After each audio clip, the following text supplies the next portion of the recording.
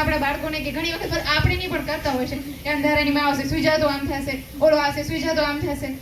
એટલે કૂતરું બિલાડું આ તે ગમે એ વસ્તુ જે આપણે જે બીવડાવીએ છીએ પછી એના મગજમાં એ છે ને આવી જાય છે. ઓકે, બીજી આપણે એક વાત કરી કે માનસિક બીમાર. તો માનસિક બીમાર કોને કહેવાય?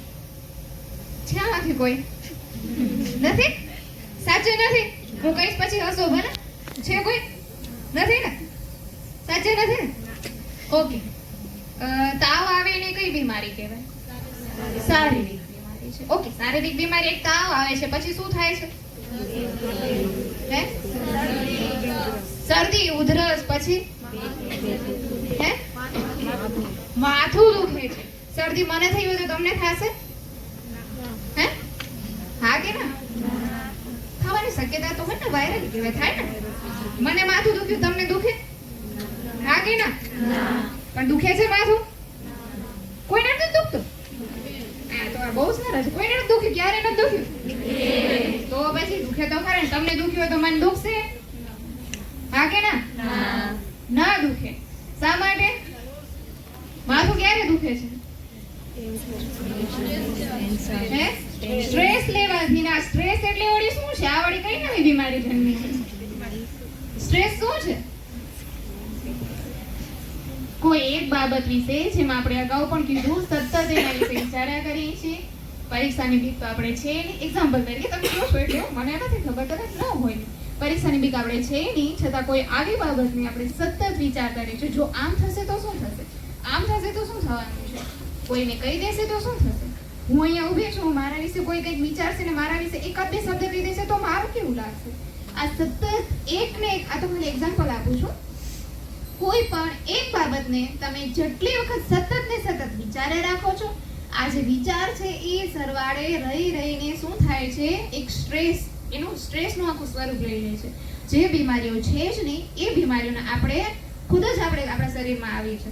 અને જો શારીરિક બીમારી ત્યારે જ આવે છે જ્યારે આપણી માનસિક બીમારી હોય. હવે માનસિક બીમારી હોય છે કે નથી હોતી? હોય કે ન હોય? હોય. હું તમારી એજમાંથી તમે ત્યાં બેઠા છો ત્યાંથી નીકળીને જ આવી છું. એટલે હાઈટ વેટ તમારે જેટલી લાગે છે એમાં વાંધો નથી. ગમે, દરેકને ગમે ને. અરે ભાઈ કઈ તો બોલો, અહીંયા તો બહુ બધા સ્ટ્રેસમાં આવી ગયા એવું લાગે છે. ખરેખર બહુ સમય નહીં લો. આ તમારે ઉપર છેલ્લી જે માહિતી આપી હતી કે સ્ટ્રેસ શું છે. અને ખરેખર આપણે જો ક્યારેક હું એ જગ્યાએ હોઈશ, ક્યારેક તમારા મિત્ર એ જગ્યાએ હશે, કોઈ સાથે કઈ વાત શેર કરો છો કે કંઈ કહો છો તો એ પછી શું હોય છે? ત્યાં પૂરતું જ પૂરું થઈ જાય છે. એક્ઝામની બીક છે, ડર છે, એ બધું બીક હોવી જોઈએ કે ન હોવી જોઈએ? પહેલા મને ખાલી એટલું કહો તો. હોવી જોઈએ. કેટલા ટકા હોવી જોઈએ? આશરે ગપ્પુ મારશો તો ચાલશે. કેટલા ટકા હોવી જોઈએ? 25%. મસ્ત ઓલી પટેલની ભાષામાં 25% હોવી જોઈએ. સચ બરાબર છે. બીક કોઈ પણ વસ્તુની હોવી જોઈએ, પણ કેટલી હોવી જોઈએ એની માત્રામાં. શાકમાં મીઠું કેટલું નાખો? ચમચી. એટલે પછી પીવું હોય તો ચમચી નહીં નાખી દો. સ્વાદ અનુસાર અથવા તો જેટલી માત્રામાં એની જરૂર છે એટલું જ હોવું જોઈએ. બીક પણ આપણા જીવનમાં હોવી જોઈએ.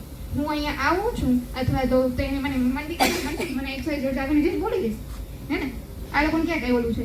જો એ રાખું તો ક્યારે પણ તમને મજા નહીં આવે અને મને અહીંયા આવીને કોઈ મજા નહીં આવે. એક્ઝામ છે, હવે લખી આવીશ, એમાં શું છે લખેલું જોઈશે ને, લખી આવીશ, કઈ વાંધો નથી. પણ એવું નહીં, એ જે લખો છો એ લખવાનું તમારું કેવું હોવું જોઈએ? એક્ઝામને રિલેટેડ હોવું જોઈએ. બરાબર છે? ત્યારે પછી તમને બીક લાગશે નહીં. એટલે કે તમે જે પણ કરો, જો તમારી જીવનનો કોઈ સિલેબસ હોય છે, તમને ખબર છે શું થશે આગળ? આજે સવારે ઉઠે એટલી ખબર છે સ્કૂલે આવતું આ લેક્ચર હશે, આ વસ્તુ ભણવાની છે, પણ આ તો સિલેબસ છે. લાઈફનો, જીવનનો કોઈ સિલેબસ છે? નથી. ક્યારે કઈ પરીક્ષા લેવાશે જીવનની કહું છું, એક લાઈફની કઈ પરીક્ષા લેવાશે ખબર છે? નથી ખબર. તે છતાં જીવીએ છે ને. બીક છે? નથી.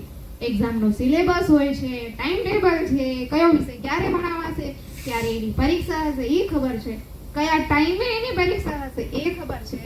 ગણિત છે તો આટલા ચેપ્ટર છે, સાયન્સ છે તો આટલા ચેપ્ટર છે, ખબર છે બધાને? તો કેટલાક ને તો ચિંતા હોય જ છે, હોય છે ને. મેં બધું વાંચી લીધું છે ને તોય મને બીક રહે છે કે ભાઈ હવે હું લખવા વખતે હું ભૂલી જઈશ તો, આજે ભૂલી જઈશ તો, અને આજે તો છે ને એ તો જ આપણી લાઈફમાંથી કાઢી દેવાનું છે.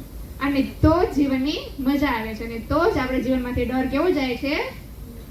ગાયબ થઈ જાય છે. અમને ખબર છે તમને કોઈ જાતની બીક એમ નથી લાગતી, પણ ક્યારેક ક્યારેક જે લાઈફના અમુક જે પાર્ટ છે કે અમુક જે એવી સિચ્યુએશન આવે છે ને ત્યારે આપણે ડરી જઈએ છીએ.